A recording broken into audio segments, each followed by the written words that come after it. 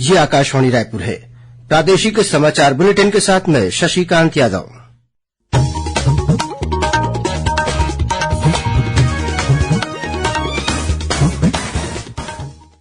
और अब पेश है आज के मुख्य समाचार। राज्य मंत्रिमंडल के सदस्यों के बीच आज हुआ विभागों का बंटवारा। मुख्यमंत्री विष्णुदेव साय के पास सामान्य प्रशासन, खनिज, ऊर्जा, आबकारी और परिवहन विभाग का प्रभार। उप मुख्यमंत्री अरुण साव को लोक निर्माण और विजय शर्मा को गृह तथा ग्रामीण विकास का प्रभार सौंपा गया। बृजमोहन अग्रवाल को स्कूल शिक्षा, उच्च शिक्षा, रामविचार नेताम को कृषि, केदार कश्यप को वन और ओपी चौधरी को वित्त मंत्री का प्रभार दिया गया। और मुख्यमंत्री ने जशपुर जिले में करीब 111 करोड़ रूपये के विभिन्न विकास कार्यों का लोकार्पण और भूमि पूजन किया।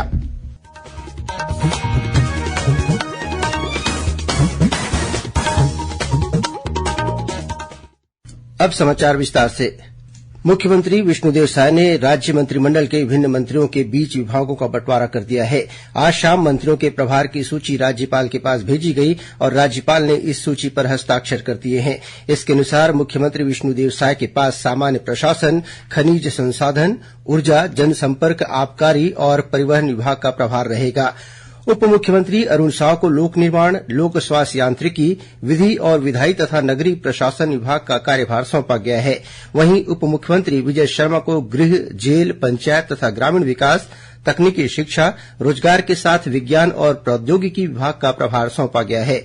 बृजमोहन अग्रवाल स्कूल शिक्षा, उच्च शिक्षा, संसदीय कार्य, धार्मिक न्यास, धर्मस्व, पर्यटन व संस्कृति मंत्री होंगे।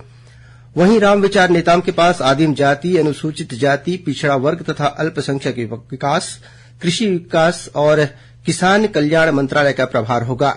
दयालदास बघेल को खाद्य और नागरिक और उपभोक्ता संरक्षण मंत्री बनाया गया है।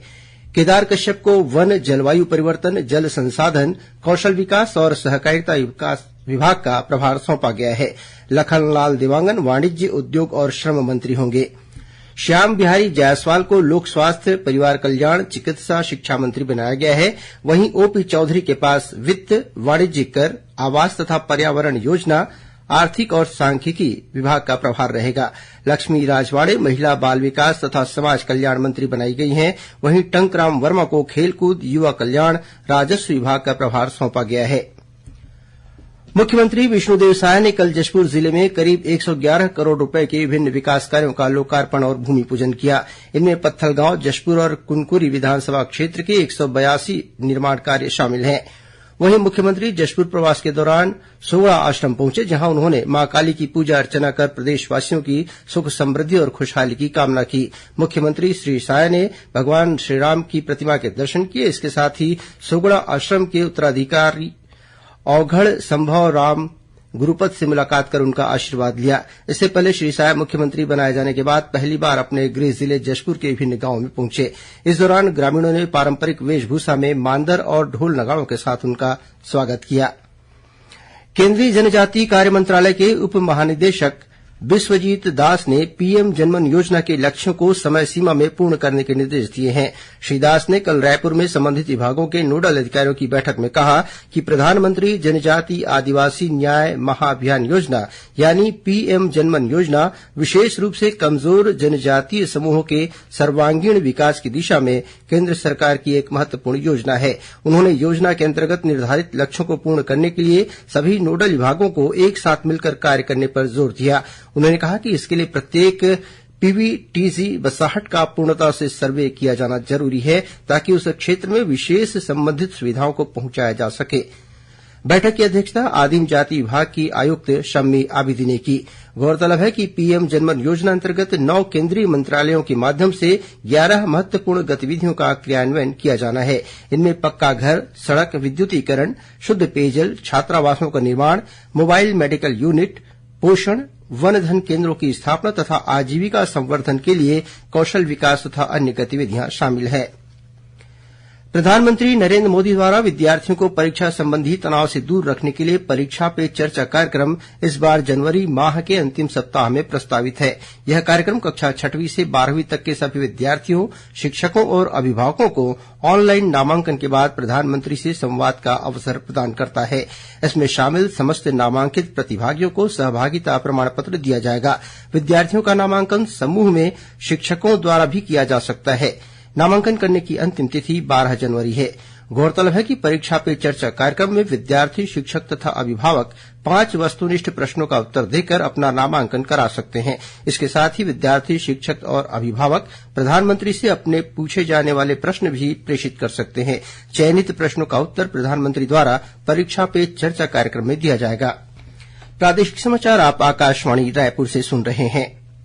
विकसित भारत संकल्प यात्रा के तहत प्रदेश के विभिन्न स्थानों पर कार्यक्रमों का आयोजन कर लोगों को केन्द्र सरकार की विभिन्न कल्याणकारी योजनाओं की जानकारी दी जा रही है। इसी कड़ी में संकल्प यात्रा मोबाइल वैन राजनांदगांव जिले के ग्राम पंचायत पेंडरवानी पहुंची, जहां किसानों को कृषि की नवीन तकनीकों को अपनाने के लिए प्रेरित किया गया। इसके साथ ही खेत में ड्रोन से नैनो यूरिया के छिड़काव का प्रदर्शन किया गया। वहीं बलरामपुर रामानुजगंज जिले के ग्राम सनावल, कामेश्वर नगर, तुगवा, मझौली, मानपुर और हरगावा में विकसित भारत संकल्प शिविर का आयोजन किया गया। इस दौरान विभिन्न विभागों द्वारा केन्द्र सरकार की जन कल्याणकारी योजनाओं की जानकारी देने के लिए स्टॉल लगाए गए। कार्यक्रम में ग्रामीणों ने विकसित भारत बनाने की शपथ ली। वहीं स्कूली बच्चों ने सांस्कृतिक कार्यक्रम की भी प्रस्तुति दी। उधर कोरिया जिले के ग्राम कटगोड़ी और पुसला में विकसित भारत संकल्प यात्रा का आयोजन किया गया। इस दौरान जिला पंचायत के मुख्य कार्यपालन अधिकारी डॉक्टर आशुतोष चतुर्वेदी ने कहा कि जिले के प्रत्येक नागरिकों की जिम्मेदारी है कि भारत को एक विकसित देश बनाने में सहयोग करें। इस बीच जगदलपुर जिले के ग्राम भैंसबांधा निवासी देवनाथ बघेल ने बताया कि उन्हें प्रधानमंत्री किसान सम्मान निधि के तहत किस्त के रूप में 2-2 हजार रूपये मिलने से खेती किसानी में काफी सहायता मिल रही है।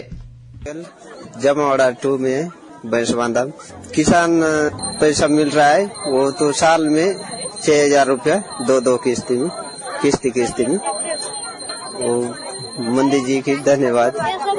हमको मिल रहा है तो अच्छा ही काम हो रहा है, पहले तो नहीं मिल रहा था, अभी अच्छा ध्यान करके किसान को ध्यान दिए सरकार, बहुत धन्यवाद। वहीं जगदलपुर की ग्राम पंचायत पारासामा डोंगरी निवासी बसंती ने केंद्र सरकार की आयुष्मान भारत योजना को लाभदायक बताया। मेरा नाम बसंती है, मैं ग्राम पंचायत 2 पारासामा डोंगरी की हूँ। मैं सरकारी अस्पताल में भर्ती थी। मैं आयुष्मान कार्ड से ना इलाज की तो फ्री में इलाज हुआ, 1 रुपया भी खर्च नहीं हुआ। इसी तरह नारायणपुर जिले के ग्राम पंचायत बागबेड़ा, राजपुर, कंदाड़ी और चांदा गांव में आज विकसित भारत संकल्प यात्रा का आयोजन किया गया। शिविर में हितग्राहियों से उज्ज्वला योजना, प्रधानमंत्री किसान सम्मान निधि, जीवन ज्योति बीमा सहित विभिन्न योजनाओं के लिए आवेदन लिए गए। वहीं लोगों को आयुष्मान कार्ड भी जारी किया गया। गृह विभाग के प्रमुख सचिव मनोज कुमार पिंगुआ ने आज जगदलपुर में बैठक लेकर बस्तर संभाग के सभी जिलों में कानून व्यवस्था की स्थिति की समीक्षा की। बैठक में उन्होंने नक्सल विरोधी अभियान के साथ ही अपराधों की रोकथाम, प्रतिबंधात्मक कार्रवाई और पुलिस से संबंधित विषयों पर चर्चा की। श्री पिंगुआ ने अधिकारियों को कानून व्यवस्था और बुनियादी पुलिसिंग के संबंध में दिए गए दिशा निर्देशों का कड़ाई से पालन करने के निर्देश दिए। बैठक में बस्तर रेंज के पुलिस महानिरीक्षक सुंदरराज पी, कांकेर रेंज के उप पुलिस महानिरीक्षक बालाजी राव सहित वरिष्ठ पुलिस अधिकारी उपस्थित थे। बीजापुर जिले में प्रेशर बम की चपेट में आने से डीआरजी का प्रधान आरक्षक अरविंद एक्का घायल हो गया। मिली जानकारी के अनुसार गंगालूर थाना क्षेत्र में आज सुबह डीआरजी के जवान सुरक्षा बल का कैंप खोलने के लिए कावड़ गांव गए थे। इसी दौरान एक जवान माओवादियों द्वारा लगाए गए प्रेशर बम की चपेट में आ गया।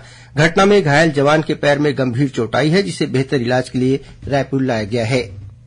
श्रोताओं, प्रादेशिक समाचार एकांश के समसामयिक विषयों पर आधारित कार्यक्रम बातों बातों में इस बार जाने माने वित्तीय सलाहकार, ट्रेडर तथा प्रशिक्षक अवधूत साठे से ली गई भेंटवार्ता का प्रसारण किया जाएगा। इसका प्रसारण आकाशवाणी केन्द्र रायपुर से कल 30 दिसंबर को सुबह 10:30 बजे से किया जाएगा। इसे छत्तीसगढ़ स्थित आकाशवाणी के सभी केन्द्र रिले करेंगे। और अब पेश है मौसम का हाल। प्रदेश के सरगुजा संभाग और उससे लगे जिलों में आगामी 1 और 2 जनवरी को हल्की से मध्यम वर्षा होने की संभावना है। वहीं 3 जनवरी से वर्षा का क्षेत्र धीरे धीरे दक्षिण की ओर बढ़ सकता है। मौसम विभाग से मिली जानकारी के अनुसार एक द्रोणिका मध्य क्षोभ मंडल के उत्तर में बनी हुई है।